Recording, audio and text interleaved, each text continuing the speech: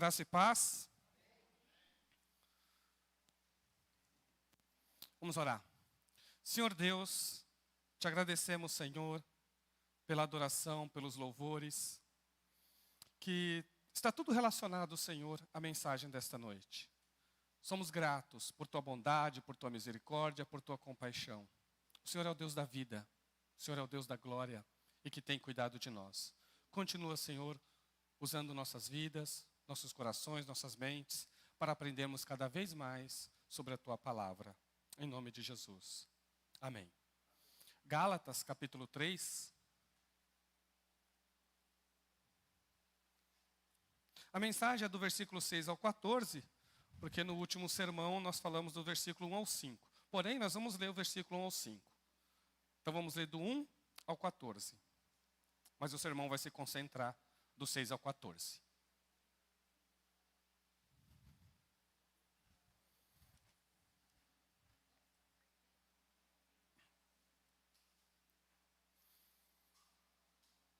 Ó Gálatas insensatos, quem foi que os enfeitiçou?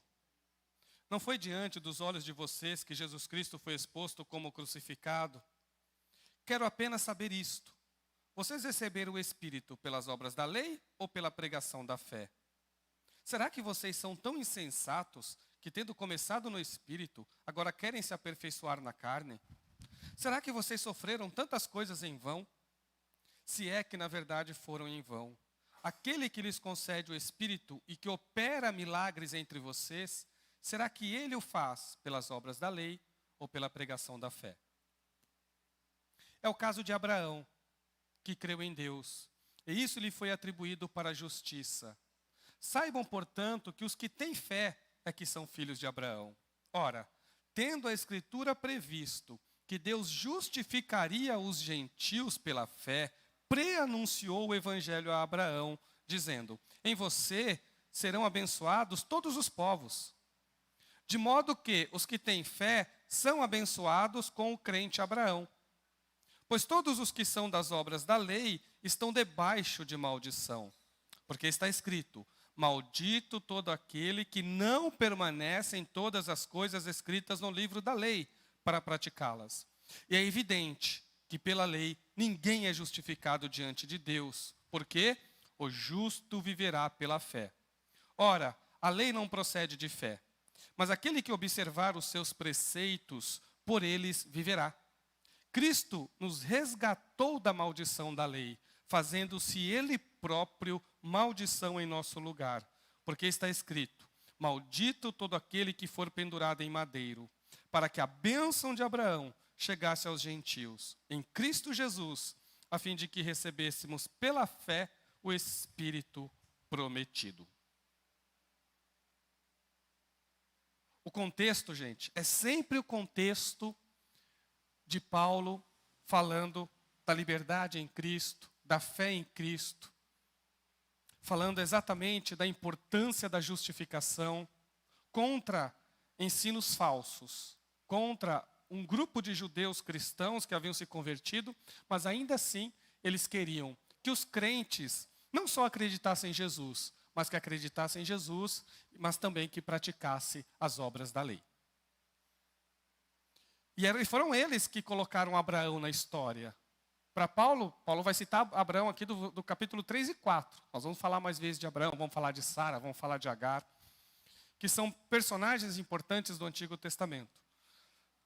Quando Paulo começa a falar para os Gálatas acerca da fé em Cristo, ele usa primeiro a experiência deles, que está lá nos versículos 1 a 5. Então as experiências dos Gálatas foram importantes para confirmar a pregação da fé. Quando Paulo falou do início da vida cristã deles, da continuação da vida cristã deles, né, da habitação do Espírito Santo, dos milagres que aconteceram, da força que Deus deu para eles em meio às perseguições. E ainda assim, eles ficaram firmes, porque foi o Espírito que atuava dentro deles. Só que, gente, experiência não é suficiente. Por isso que Paulo, depois dele trabalhar a experiência dos Gálatas, ele vai para as Escrituras. E aí ele começa a citar diversas passagens do Antigo Testamento. Eu não vou ler essas passagens, mas já vou dizer para vocês. Olha os textos que Paulo cita. Gênesis 12, 3. Gênesis 15, 6. Deuteronômio 21, 23. Deuteronômio 27, 26. Levítico 18, 8. Abacuque 2, 4. Essas são só algumas das passagens que ele cita dos versículos 6 a 14. Foram muitas. Então Paulo vai recorrer ao Antigo Testamento. A Bíblia Sagrada, não, dos cristãos, que no início era o Antigo Testamento, que era a base de fé, antes de surgir o Novo Testamento. O livro de Gálatas é o primeiro livro, por exemplo, não? Segundo a maioria, muitos estudiosos, e é assim que eu defendo também, foi o primeiro livro que Paulo escreveu, em 48 depois de Cristo. A única exceção é Tiago, que provavelmente escreveu em 46. Entre 45 e 46, no máximo 47. Aí depois vem Gálatas. Então foi o segundo livro do Novo Testamento a ser escrito. O primeiro do apóstolo Paulo. Então, qual era a Bíblia que eles liam? O que nós hoje chamamos de Antigo Testamento. Eles já liam na igreja. E Paulo começa falando da experiência dos Gálatas, para falar da importância da fé, e para combater os ensinos falsos, aí depois ele recorre às Escrituras. Por que isso, gente? Porque experiência é importante, mas não é suficiente quando se trata da nossa vida com Deus. É muito comum a gente partir, até nos sermões, é muito comum nós partirmos direto, né, para a aplicação. Só que a aplicação fora do texto dá problema. Então o que é que Paulo faz? Paulo fala da experiência deles, aí depois vai recorrer a diversos textos, e vai fazer uma análise desses textos do Antigo Testamento para dizer exatamente para os irmãos da igreja da Galácia, dos irmãos e as irmãs da igreja da Galácia, né, que só é possível receber bênçãos de Deus por Jesus. Só é possível, gente, estar próximo de Deus por Jesus. Essa é a defesa que ele faz na carta inteira. O primeiro hino que nós cantamos aqui do cantor cristão é exatamente essa mensagem de Paulo em Gálatas. Não, o poeta lá foi corajoso, falou, nem oração nos salva. Porque às vezes a gente acha que o que salva é a oração. Não, o que salva é Jesus, gente. Não, a oração é um exercício, é uma disciplina. Né, como o pastor falou, isso sim, uma disciplina ela é. Para nos ajudar, para nos fortalecer, para nos aproximar de Deus. Mas meio de salvação, não. Meio de salvação é Jesus. Sempre. Sempre. Então, o que os judaizantes diziam? Para a gente entender o que Paulo está falando aqui. Eles diziam assim, olha, vocês têm que crer em Jesus, porém, vocês precisam praticar as obras da lei. E eles vão dizer, por quê? Porque Abraão, né, era um homem de fé, e Abraão era justo diante de Deus, porque ele se circuncidou, e porque ele praticava as obras da lei. É isso que os judaizantes vão dizer. Aí Paulo vai começar a combater esse ensino dizendo, não. Abraão, ele foi justificado por Deus quando ele creu na palavra de Deus. Nem circuncidado ele era ainda. A circuncisão veio depois. Primeiro, ele creu em Deus. E nem a lei estava colocada ainda, que a lei foi surgir 430 anos depois. Então Abraão, quando ele foi absolvido, quando ele foi tratado com Deus como homem justo, ele era incircunciso, então ele não foi circuncidado, e ele estava saindo da idolatria. Quem tirou Abraão da idolatria foi Deus. Quando Deus falou para ele assim, ó, sai do meio da tua parentela, sai daí do meio dos teus e vai para um lugar que eu vou te mostrar. Abraão, idólatra, ouviu a voz de Deus e creu em Deus. E essa crença no que Deus falou, fez de Abraão um homem justo. Olha que importante isso. Justiça, gente, está fora de nós. Ela é objetiva. Ela não é algo que acontece dentro de nós. Ela é algo que acontece no nosso relacionamento com Deus. Eu tenho falado de justificação constantemente. E às vezes nós não entendemos isso. E eu vou repetir isso mais uma vez. Vou dizer para vocês mais uma vez. O que é a justificação, gente? É o ato de Deus, como justo juiz, nos absolver. Foi isso que ele fez com Abraão. Sem essa absolvição, não é possível a gente se aproximar de Deus. Porque nós estamos debaixo do juízo, estamos debaixo da condenação e, conforme o texto aqui, estamos debaixo de uma maldição. E ele começa dizendo assim, olha, é o caso de Abraão, que creu em Deus, e isso lhe foi atribuído para a justiça. Então, Abraão creu em Deus. Aí é o Gênesis que eu disse para vocês, Gênesis 15, 6 e depois Gênesis 12, 3. São esses textos que Paulo está se utilizando aqui. Então, ele passou a crer em Deus lá, só depois de um tempo, que ele vai fazer o sacrifício de Isaque. Que o judaísmo atribuía a justiça de Abraão depois do sacrifício de Isaque. Então era muito comum na literatura judaica antiga, Abraão ser justificado pela fé, porém uma fé que para ele era meritória. Por quê? Por que ele acreditou em Deus? Porque quando foi levado Isaque até o sacrifício, ele foi e obedeceu. E ele fez. E aí o judaísmo tinha essa ideia como a atribuição de justiça para Abraão. E Paulo vai dizer que não, essa atribuição de justiça foi anterior. Tanto que depois o Tiago vai pegar essa referência também, só que aí Tiago vai trabalhar num outro contexto. Essa parte é bem difícil, então não vou trazer hoje, tá? Quando eu pregar sobre Tiago, eu trago para vocês. Tá bom? O Tiago vai trazer um outro contexto, ele vai falar da mesma posição, vai citar os mesmos textos que Paulo cita, porém ele vai trazer uma outra abordagem à passagem. Porque para Tiago ele vai falar que ele é justificado pelas obras.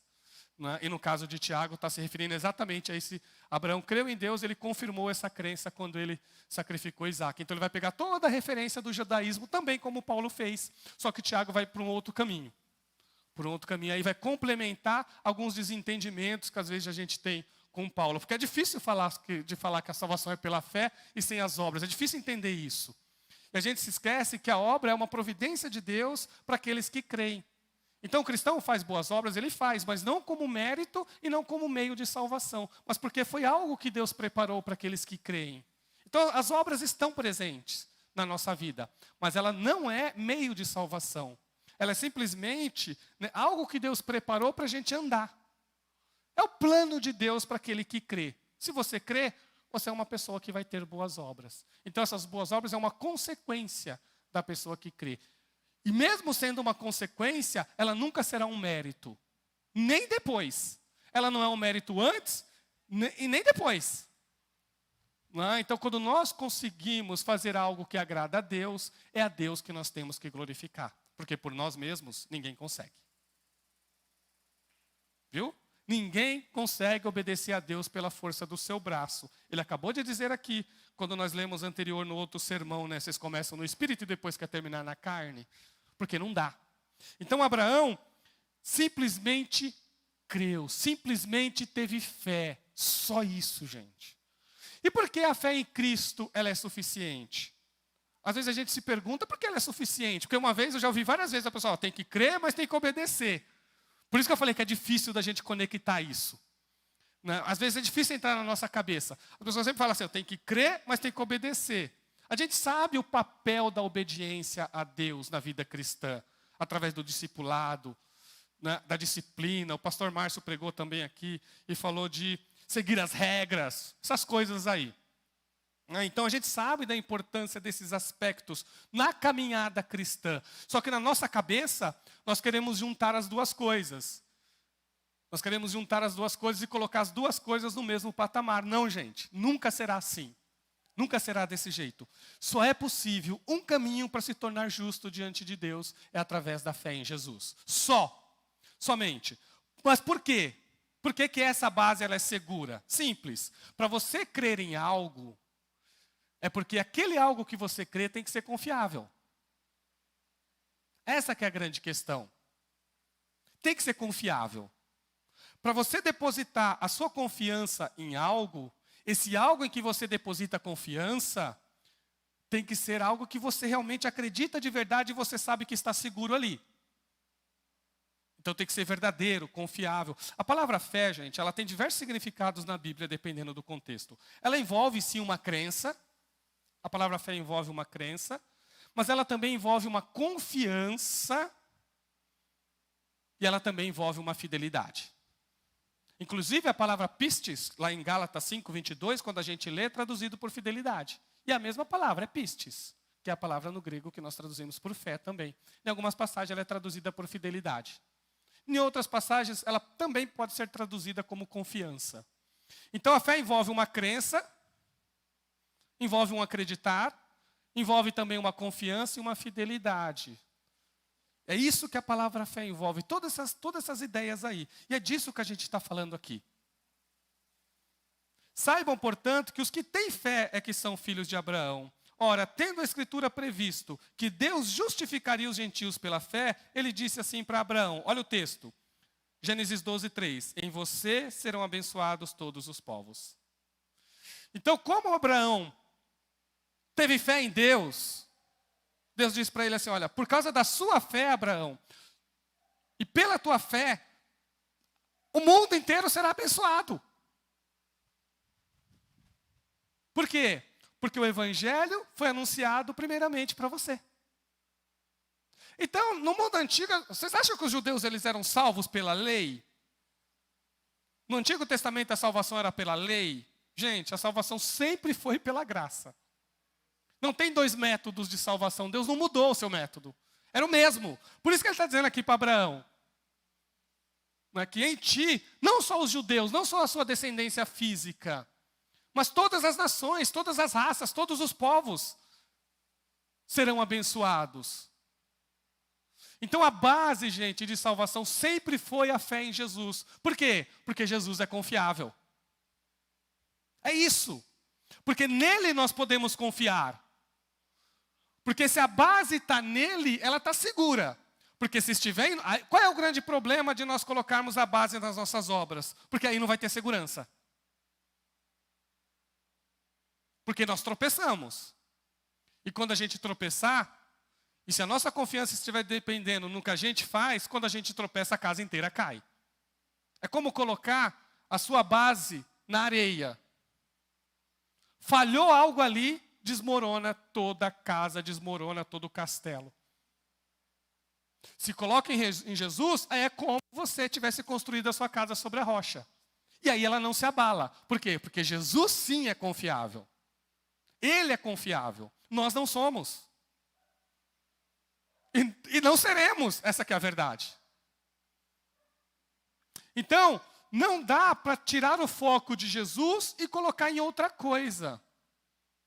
Paulo vai continuar, e Paulo vai trazer argumentos aqui muito fortes para fazer essa defesa. O livro de Gálatas, ele faz defesas contundentes da suficiência em Cristo, da justificação em Cristo. Ele é contundente.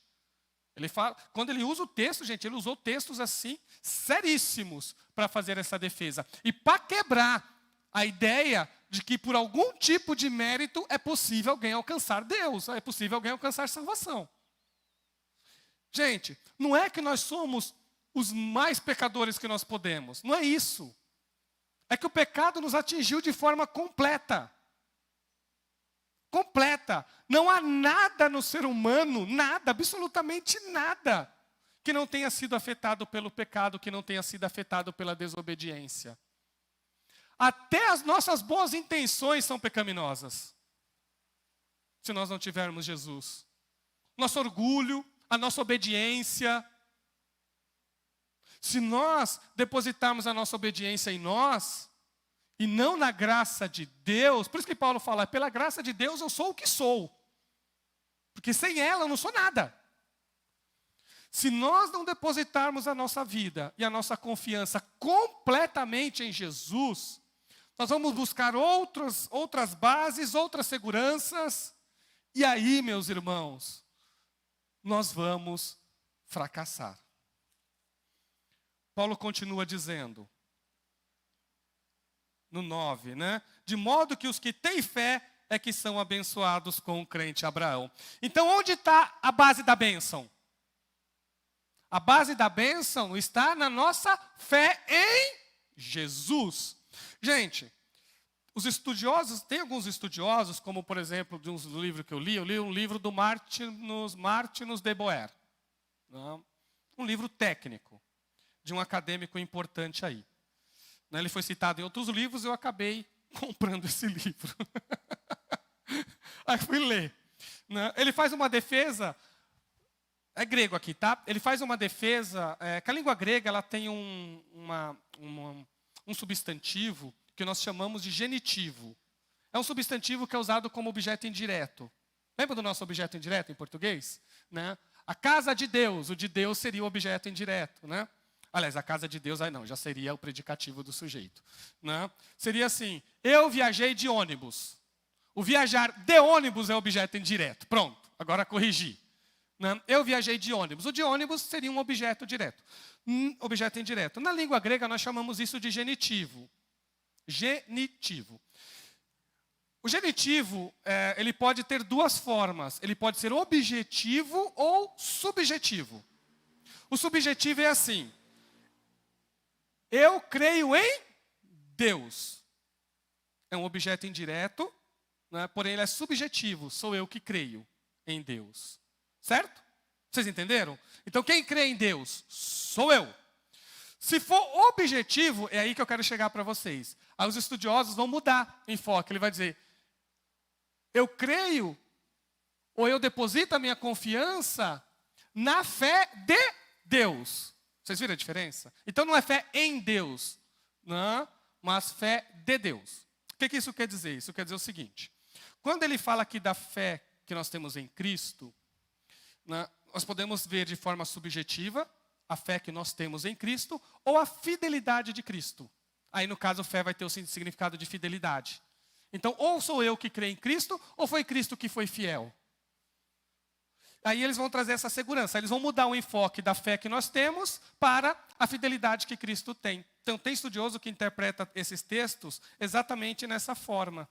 Dizendo assim, pois todos que são das obras da lei estão debaixo da maldição.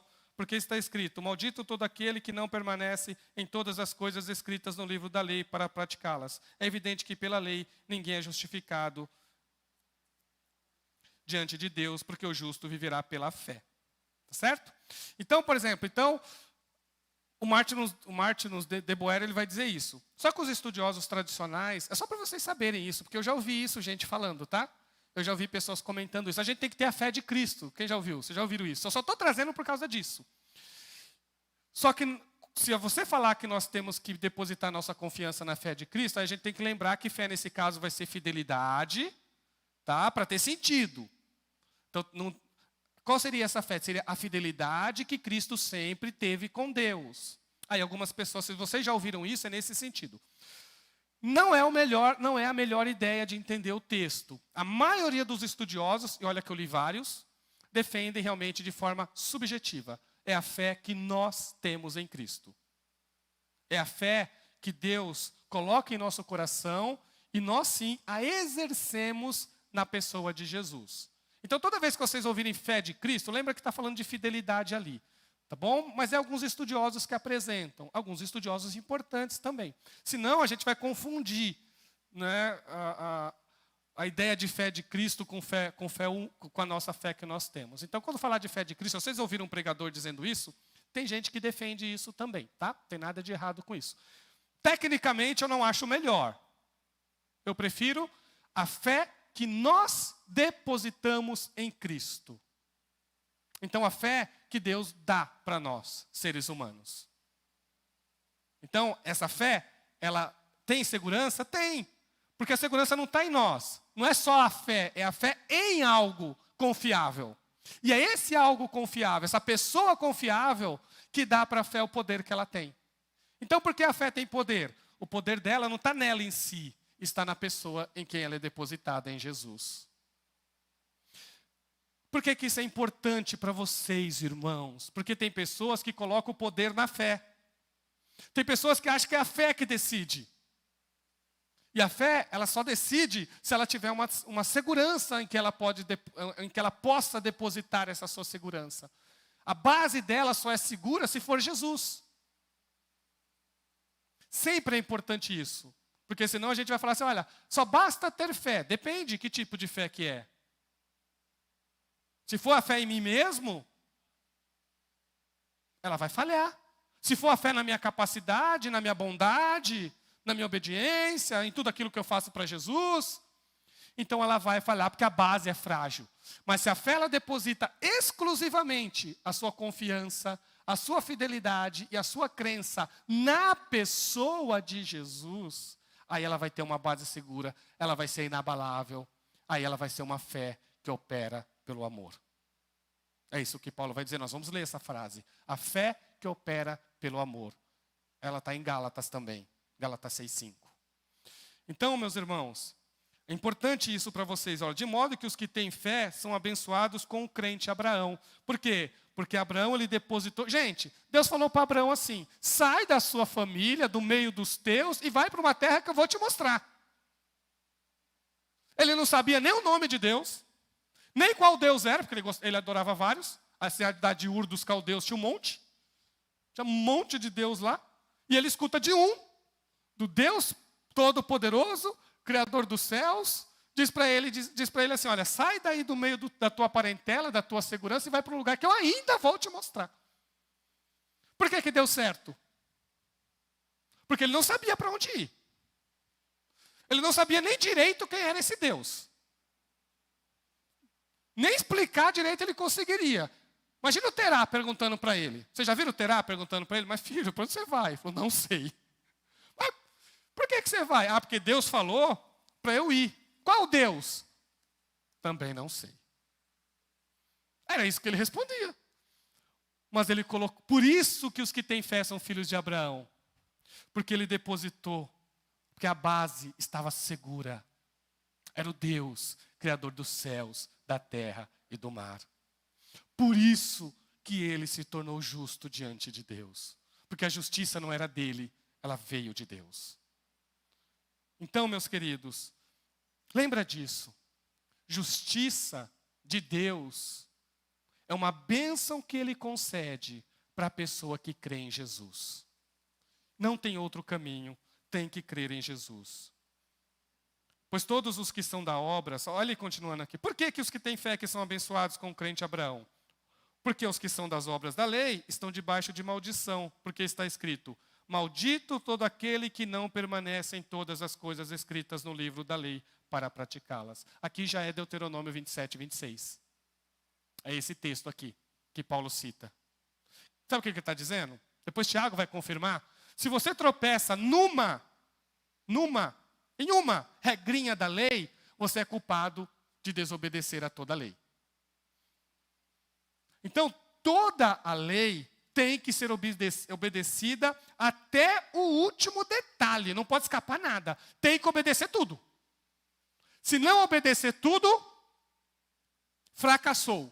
Se não obedecer tudo, errou. Se não obedecer tudo, entrou em maldição. Porque quem leu Deuteronômio 27, até chegar no 26, vai ter lá 12 maldições. 12.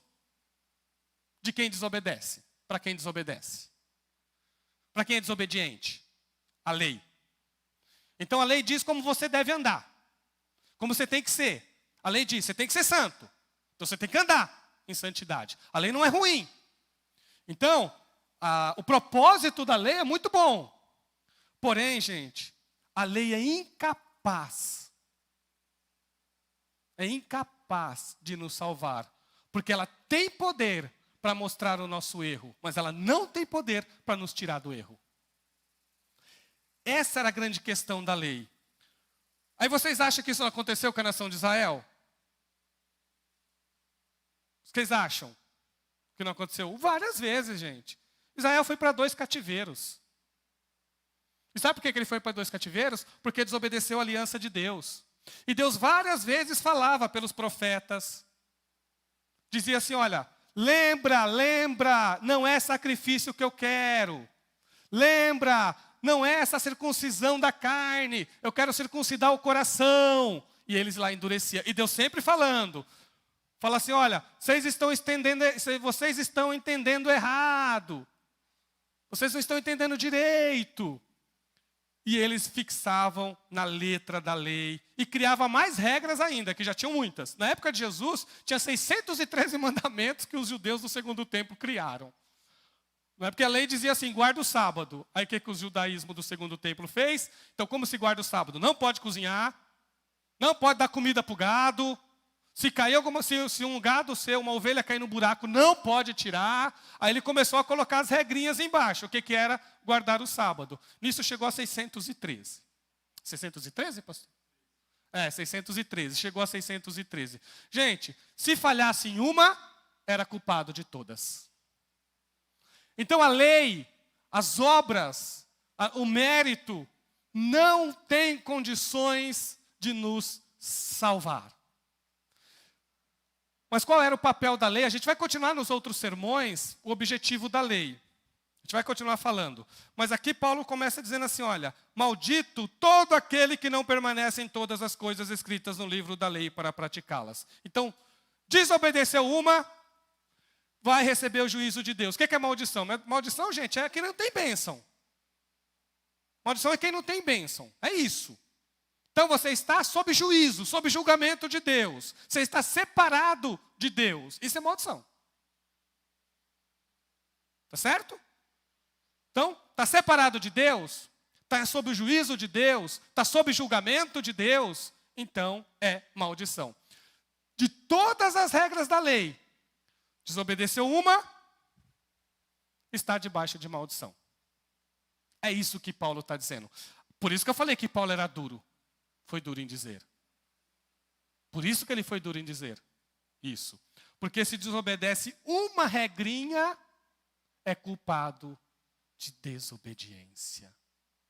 Entende isso, viu, meus irmãos? Quando a gente aprende isso, se nós entendermos isso, nós vamos saber nos colocar no nosso lugar. E a gente consegue se colocar no nosso lugar. Sabe, meus queridos, o mundo, a carne e o diabo destrói pessoas. Destrói. E não é as armas da carne que vai libertar essas pessoas do poder das trevas. Não dá. Então, se nós entendermos isso, nós vamos nos conhecer. Por que a gente se conhece? Porque a gente sabe que se a gente serve a Jesus, não é por mérito nosso. Porque se não fosse Jesus, nós também estaríamos destruídos lá fora. A gente entende isso. Que o que nos mantém firmes é Jesus.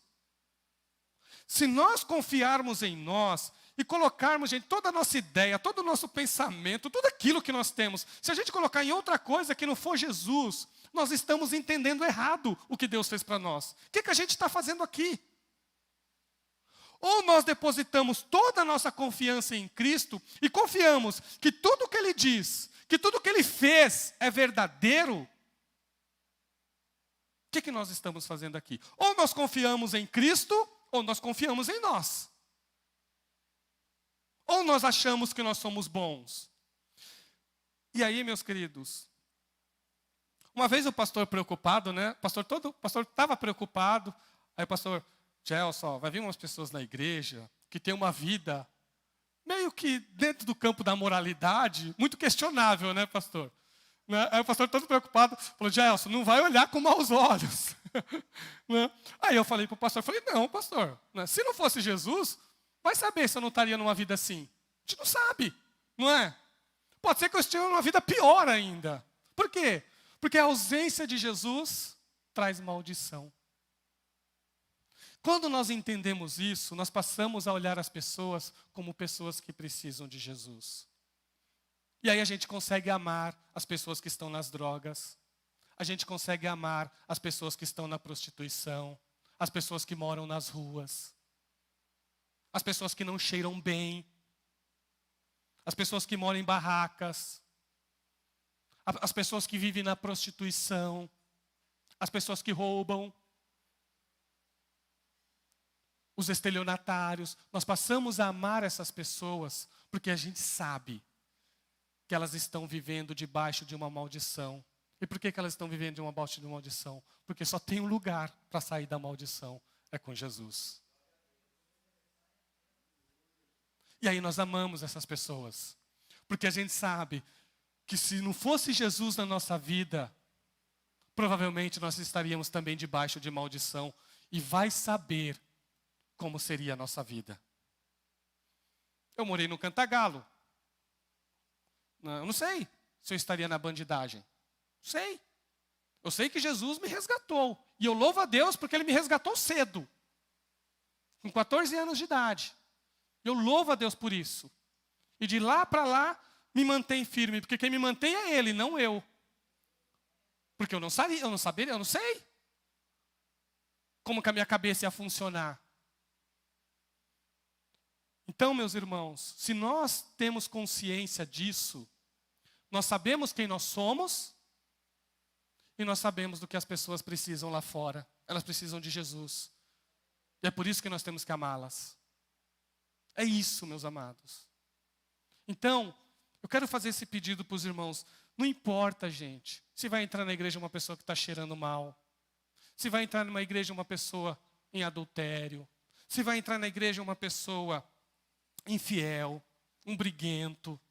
Se vai entrar na igreja uma pessoa aprisionada por Satanás. Porque a gente quer que entre na igreja, a gente que tem a sua família bonitinha, os seus filhos cheirosinhos, né, obedientes de preferência. Mas não é assim que acontece. Todas as pessoas precisam de Jesus. Porque sem Jesus, vive separado de Deus, vive sob julgamento de Deus, vive sob o juízo de Deus, vive sob o pecado. Eu parei no versículo 10. Eu vou fazer o seguinte, por causa do tempo, eu vou parar por aqui. Porque eu ainda queria falar sobre o madeiro, né? E eu ainda queria estar falando sobre, né, a vida de justificação pela fé. Mas o tempo não dá e eu não vou conseguir resumir muito. Então, peço aos irmãos que os irmãos orem. Tá? Nós vamos voltar a esse sermão no domingo, dia 2. Quarta-feira que vem, pode ser? Na quarta-feira que vem, então, né, a gente volta e continua esse sermão aqui. Tá bom? E a gente continua esse texto e vamos continuar falando sobre o que é vida pela lei, o que é vida pela fé. E a gente vai entender por que nós somos abençoados. Mas eu já vou deixar já a base do sermão que vai vir. Base de bênção, Jesus. Base de maldição, lei, mérito, obras. Tudo bem? Então, quer ser abençoado? Deposita sua fé em Jesus. É só isso, gente. E aí não tem maldição nenhuma mais. Eu vou falar de esses negócios com essas teologias malucas aí, de quebra de maldição hereditária. Tem um monte de maluquice no mundo aí. Tá bom? Tem um monte de maluquice. Aí eu vou citar para vocês as maluquices que existem. E vocês vão ver que se nós não lermos a Bíblia de verdade... Por isso que Paulo fala aqui, ó, falei da experiência, mas agora eu falo da palavra. Da Bíblia, das Escrituras. Porque é ela que liberta. É a palavra de Deus. E nós aprendemos com o apóstolo. Quer ser abençoado, baseie a sua vida e sua fé aqui. Na palavra de Deus e no que ela diz. Você será abençoado. Vamos ficar em pé? Vamos fazer uma oração.